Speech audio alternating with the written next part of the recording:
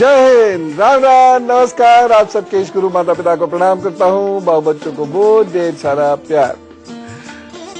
मनचाही संतान का अर्थ लड़का या लड़की नहीं होता, बल्कि स्वस्थ, मेधावी, भाग्यशाली और नैतिकता से ओतप्रोत संतान होती है। तो अपने जीवन में उन्नति भी करे संतान और आपका सहारा भी बने, वह है मनचाही संतान। आप भाग्य को पूरी तरह भले ही ना बदल सके, पर उसमें से आप सर्वोत्तम जरूर पा सकते हैं। इतना परिवर्तन आप जरूर कर सकते हैं। हम उच्च कोटि के जानवर पैदा करने के लिए करोड़ों रुपए खर्च करते हैं रिसर्च में। उत्तम कोटि की सब्जियां और फसलें उगाने के लिए लगातार अध्ययन करते हैं, पर उत्तम संतान उत्पन्न हो, इसके लिए ज्ञान के विकास के लिए कोई सोच नहीं है। जबकि बदले हुए हालातों में जब पर भी सोच नहीं है, जबकि बदले हुए हालातों में जब परवरिश के प्रति जागृति और ज्ञान और ज्यादा होना चाहिए था, वह कम हो रहा है। और जब तक ये ज्ञान नहीं आएगा, तब तक न घर संभलेंगे न राष्ट्र संभलेगा। आज मैं माता पिता के हाथ पर संतान का एक संकेत बताऊंगा, बृहस्पति का एक खास संकेत दिखाऊंगा और साथ ही साथ बच्चों का भविष्य सुधारने वाला एक खास उपाय भी बताऊंगा। यदि गर्भाधान के समय यानी कंसेप्शन के समय सूर्य की स्थिति कमजोर होगी, तो बच्चे का शरीर और मस्तिष्क कमजोर होगा। उसकी तबीयत बार बार खराब होती रहेगी और ऐसा कम से कम 6 वर्ष तक लगातार रहेगा। बहुत सारे बच्चे लगातार बीमार रहते हैं और हमको नहीं पता चलता। हम उनकी दवाई कराते हैं, इलाज कराते हैं, डॉक्टर्स बहुत केयर करते हैं उनकी, बावजूद उसके वो जरा सा हेरफेर होते ही मौसम के बीमार पड़ते हैं। मैं आपको उसका आधार बता रहा हूँ। ये है, ऐसे बच्चे को सुनने की आदत नहीं होती। देखिए पेरेंट्स, बच्चों पर अपनी रिस्पॉन्सिबिलिटी शिफ्ट करना या बच्चों पर जिम्मेदारी टाल देना, बच्चा ये नहीं करता, वो नहीं करता, वो कर, ये बहुत आसान होता है। लेकिन बच्चे में वो परेशानियां आती कहां से हैं, वो रहस्य मैं आपको बता रहा हूं, क्योंकि कहीं ना कहीं रिस्पॉन्सिबल पेरेंट्स ही हो जाते हैं। खैर, तो जब सूर्य उधर कमजोर है, बच्चा बात नहीं सुनेगा, अपनी जिद में रहेगा, अपने मन से काम करेगा। घर बाहर सभी जगह ये शिकायत करते हैं ऐसे लोग। जरा सा डांटने पर बचपन में ऐसा बच्चा रोता है, थोड़ा बड़ा जब होने लगता है तो शोर मचाने लगता है, और जब बहुत बड़ा हो जाता है यानी 18-19 साल का, तो ऐसा बच्चा विद्रोह कर देता है। खास तौर से अपने पिता, नाना और दादा से ऐसा बच्चा हमेशा लड़ता है। ऐसा बच्चा अपनी उन्नति के लिए हमेशा दूसरों पर निर्भर रहता है और वह विपरीत परिस्थितियों का मुकाबला नहीं कर पाता, जल्दी टूट जाता है। अतः माता पिता दोनों को अपना सूर्य दुरुस्त रखना चाहिए, अन्यथा इसी प्रकार की संतान उत्पन्न होगी जिसका मैंने अभी आपको जिक्र किया।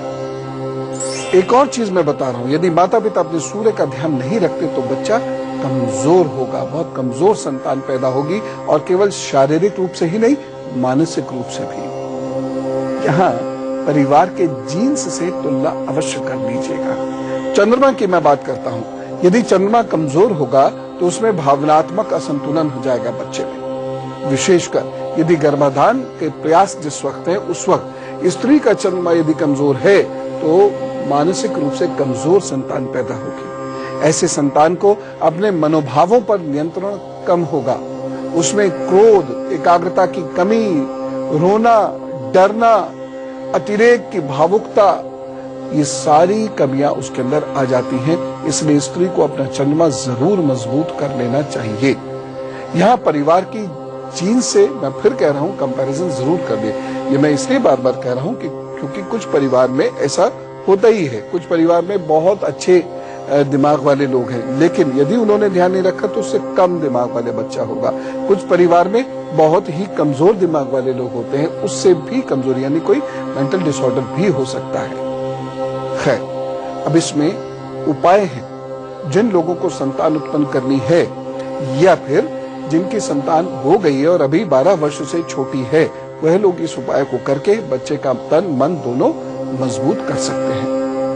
एक चीज मैं अक्सर कहना चाहता हूं, लोग मुझसे ये अक्सर प्रश्न करते हैं कि पेरेंटिंग कब से शुरू करें। मेरा उसके लिए उत्तर ये है कि अगर आप ये सोचते हैं बच्चा जब जन्म ले ले तो पेरेंटिंग शुरू हो, गलत है। कुछ लोग ये सोचते हैं गर्भावस्था में पेरेंटिंग होती है, ये भी गलत है। पेरेंटिंग तो संतान उत्पन्न करने की जब इच्छा हो जाती है उससे 6 महीने पूर्व से पेरेंटिंग, यानी ऐसा समझ लीजिए कंसेप्शन से 6 महीने पूर्व से ही पेरेंटिंग शुरू हो जाती है।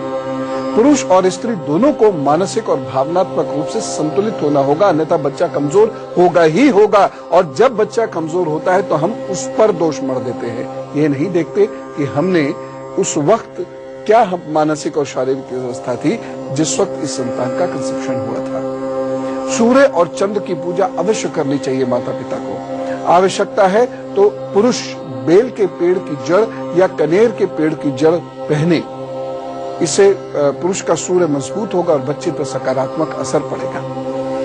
यदि आवश्यकता हो, यानी स्त्री का यदि चंद्रमा कमजोर हो तो स्त्री खिरनी की जड़ पहने, नियमित रूप से गंगा स्नान करें, हफ्ते में 15 दिन में एक आध बार जरूर कर लिया करें, और चांदी की ठोस गोली चांदी की चेन में गले में पहने, इससे संतान बेहतर होगी। एक चीज मैं और कहना चाहता हूं स्त्री पुरुषों से, कलह से बचिएगा। जिस समय आपके दिमाग में आ गया कि अब संतान उत्पन्न करनी है, लड़ना झगड़ना बंद करिए। चाहे कुछ खोना भी पड़ जाए कोई बात नहीं, lose anything for buying peace, शांति प्राप्त करने की कोशिश कीजिए। दूसरी चीज है नशे से बचिए। जिन माता पिता को नशे की आदत होती है, चाहे कुछ भी हो, तंबाकू, पान, गुटखा, छोटा बड़ा, या यहाँ तक कि जो पैसिव स्मोकर्स होते हैं उन तक के बच्चों पर बुरा असर पड़ता है, और ये गर्भ अवस्था के दौरान ही पड़ जाता है और जीवन में फिर बहुत मुश्किल से ये बुरे प्रभाव जाते हैं। हम लोग ध्यान नहीं देते, लेकिन नशे से बचना होगा। तनाव के समय गर्भ की तैयारी मत कीजिए। कहने का मतलब, अगर कोई कारण से आप स्ट्रेस्ड हैं, गुस्सा हैं, लड़ाई झगड़ा हुआ है, उस वक्त में गर्भधारण की तैयारी मत कीजिए, कंसेप्शन की तैयारी मत कीजिए। अनिश्चितता और सुरक्षा के समय संतान नहीं उत्पन्न करनी चाहिए, अन्यथा कमजोर होगी। कहने का मतलब है, यदि आप गरीबी से जूझ रहे हैं या फेलियर से, असफलता से जूझ रहे हैं, या आप बहुत असुरक्षित है, मन प्रफुल्लित नहीं है, उत्साह में आप नहीं है, भविष्य को लेकर चिंतित हैं, तो ऐसे समय में संतान उत्पत्ति का प्रयास न करें, टाल दें। अन्यथा संतान पर उसका बुरा प्रभाव पड़ता ही पड़ता है। सीधी सी बात है, चंद्रमा डिस्टर्ब होगा, सूर्य डिस्टर्ब होगा, संतान डिस्टर्ब होगी। एक और चीज, माता पिता में से कोई एक या दोनों यदि बीमार है तो संतान उत्पत्ति का प्रयत्न नहीं करिएगा। एक और बात नोट कीजिए, दुख और विषाद के दिनों में बिना गुरु निर्देशन के आप प्रयत्न मत कीजिए। यानी जब बुरा समय चल रहा होता है तो किसी को भी तनाव होता है, शोक होता है, तो जब भी ऐसा वक्त चल रहा हो तो एक बार सलाह मशवरा जरूर कर लीजिए कि ऐसा वक्त कब तक है, उसके अनुसार उपाय करके या उस वक्त को गुजार कर तब संतान उत्पन्न कीजिए, तब वह ठीक है। लेकिन यदि आपने बहुत कलह या विषाद या दुख के समय में संतान उत्पन्न की है या बीमारी में की है तो संतान पर बुरा प्रभाव पड़ना निश्चित है। और उसके बाद सब संतान का जन्म होगा, हम या तो संतान को कोसेंगे या फिर भगवान को। लेकिन ये मैं जो ज्ञान आपको दे रहा हूं, यदि इस ज्ञान की आपको अब आवश्यकता नहीं भी रही है, तब भी कृपा करके इस ज्ञान को बांटिए, जिससे हजारों घर सुधर सकते हैं। 2 मिनट बाद में मुझे आपको बताना है कि बृहस्पति के हाथ पर संकेत, संतान के हाथ पर संकेत कैसे हैं और संतान का भविष्य सुधारने वाला उपाय कौन सा है। लेकिन फिलहाल मेष, वृषभ, मिथुन और कर्क का हाल। मेष राशि, आज आपका दिन थोड़ा सा मिलेगा और हल्दी का तिलक कीजिए। और अब बात करते हैं जन्मदिन की। तो जिनका भी आज जन्मदिन है, हम लोग कहते हैं wish you very happy birthday. अब आपके आने वाले 12 महीनों का हाल देखिए। आपके 12 महीने संघर्ष और सफलता दोनों के, यानी संघर्ष होगा ही होगा, और इसी संघर्ष को करने वाले लोगों को अच्छी सफलता भी मिलेगी।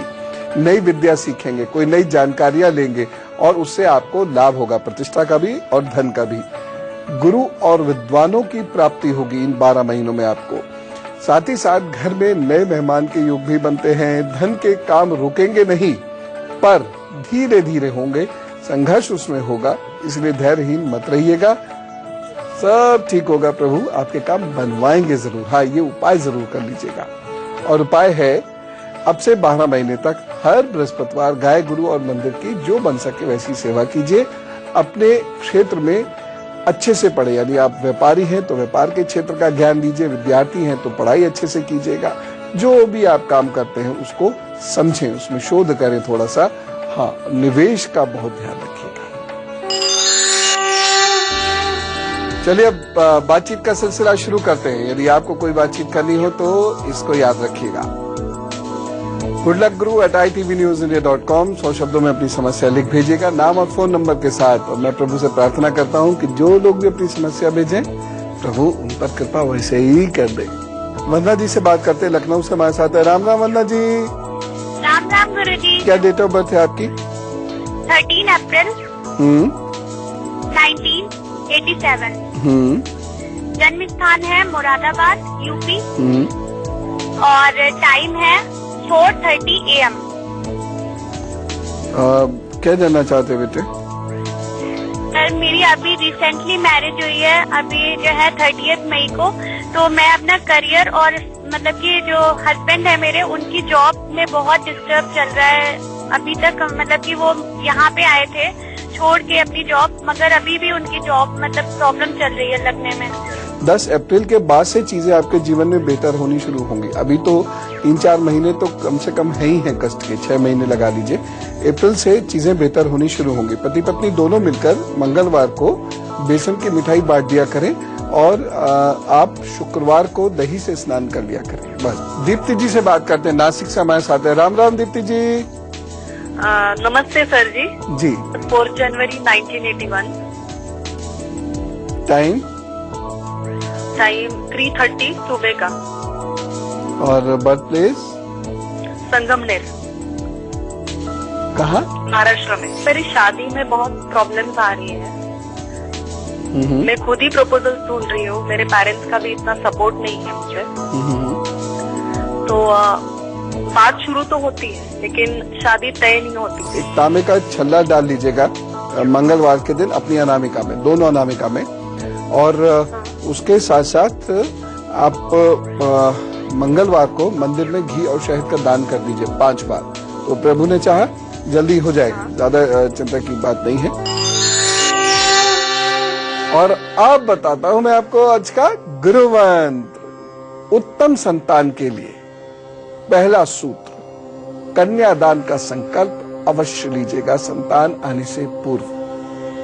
प्रभु की इच्छा है कब धन दे, कब आपसे करवा ले, लेकिन कन्यादान का संकल्प जरूर लीजिएगा, और ऐसा संकल्प जो आप भूले नहीं।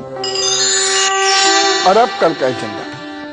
हमारे बच्चे ऐसे बहुत इंटेलिजेंट है, पढ़ते लिखते सब कुछ है, लेकिन एग्जाम्स में मार्क्स अच्छे नहीं मिलते, कॉम्पिटिटिव एग्जामिनेशंस में पीछे रह जाते हैं। और बहुत बहुत ब्रिलियंट बच्चे हैं जो कॉम्पिटिटिव एग्जामिनेशन में या जब उनको बोर्ड आदि के एग्जाम्स देने होते हैं वहां वो पीछे रह जाते हैं।